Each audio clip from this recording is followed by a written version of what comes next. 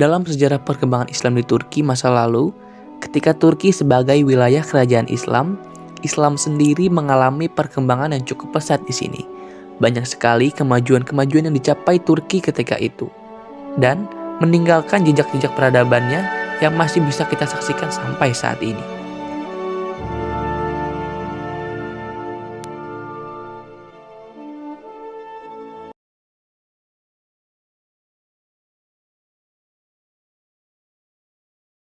Republik Turki, atau yang sering disebut Turki, adalah sebuah negara di kawasan Eurasia.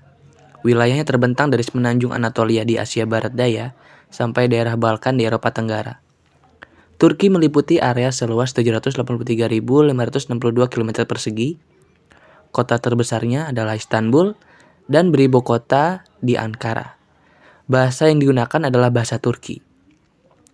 Turki berbatasan dengan Laut Hitam di sebelah utara, Bulgaria di sebelah barat laut, Yunani dan Laut Aegean di sebelah barat, Georgia di timur laut, Armenia, Azerbaijan, dan Iran di sebelah timur, Irak dan Suriah di tenggara, dan Laut Mediterania di sebelah selatan.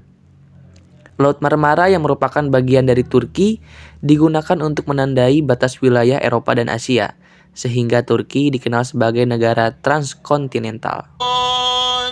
Diperkirakan, jumlah penduduk yang beragama Islam mencapai 96%. Menurut hasil sistem pendaftaran penduduk berbasis alamat, sementara populasi Turki adalah 83.614.362 orang pada akhir 2020. Orang-orang Turki mulai dikenal dalam sejarah sejak pertengahan abad ke-6 Masehi dengan nama Tukyu dalam bahasa Cina.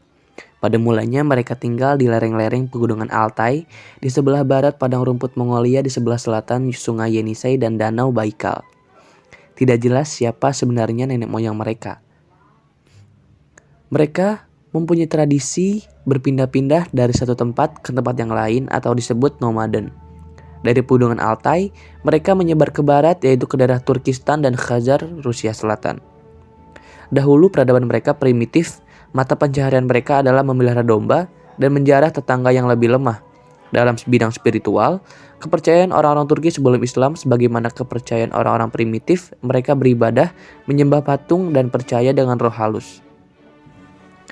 Interaksinya bangsa Turki dan dunia Islam terjadi dalam beberapa kejadian seperti pada tahun 22 Hijriah atau pada tahun 642 Masehi.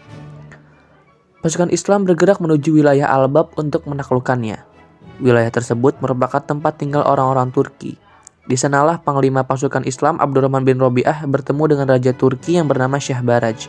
Kemudian Shah Baraj meminta perjanjian damai kepada Abdurrahman dan menyatakan kesiapannya untuk bergabung dengan pasukan Islam dalam memerangi Armenia. Kemudian, pasukan Muslimin dan orang-orang Turki bergerak bersama menuju wilayah Armenia untuk menaklukkannya dan menyebarkan agama Islam di sana.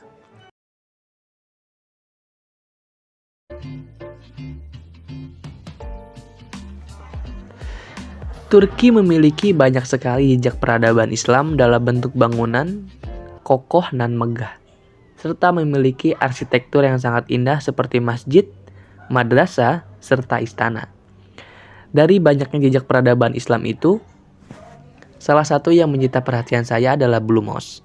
Dibangun saat pemerintahan Sultan Ahmed pada tahun 1606 Masehi sampai 1617 Masehi. Masjid ini dibangun oleh Mehmet Agan yang konon membangun monumen-monumen penting Utsmaniyah. 4 pilar megah yang menopang kubah tengah mendominasi interior masjid meskipun keberadaan galeri seperti yang ditemukan di Selimiye dan Suleimaniye.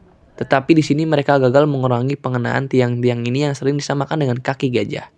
Di Turki banyak sekali tokoh-tokoh Islam ternama, baik pada masa Daulah Utsmaniyah hingga masa kini. Dari beberapa tokoh tersebut telah berjasa bagi dunia peradaban Islam maupun Turki itu sendiri. Salah satunya yaitu Sultan Hamid II.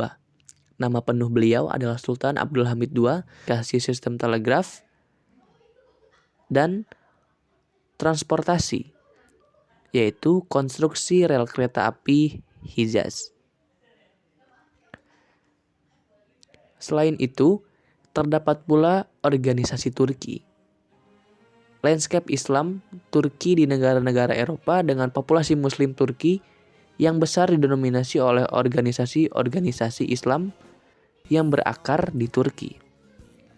Meskipun berbeda dari satu negara ke negara lain, mereka terutama dikelompokkan di bawah 5 gerakan Islam utama yang mewakili spektrum dari moderat hingga kekerasan dan radikal. Salah satu organisasi itu yaitu Milli Görüş.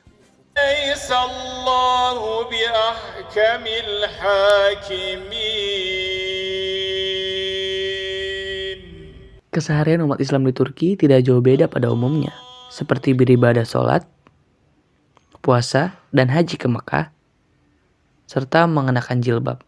Di samping itu, Islam di negara Turki era kontemporer tetap saja menjadikan ideologi republik sebagai bentuk sekuler dan kalangan atas berkomitmen terhadap ideologi sekuler tersebut.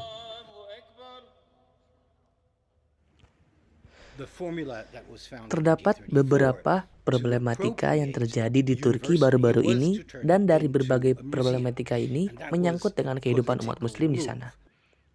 Berikut merupakan beberapa problematikanya. Yang pertama adalah menolak pengungsi dari Suriah dan negara Arab lainnya. Yang kedua yaitu diskriminasi minoritas di Turki.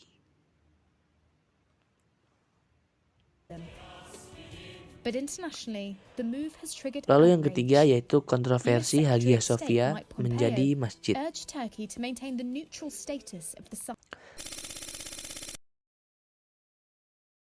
Dari berbagai pembahasan di atas, dapat disimpulkan bahwa mempelajari sejarah bukan hanya bertujuan untuk mengetahui kejadian atau peristiwa penting di masa lalu, namun juga mengajarkan berbagai bentuk pengalaman yang terjadi sepanjang sejarah manusia, baik keberhasilan maupun kegagalan.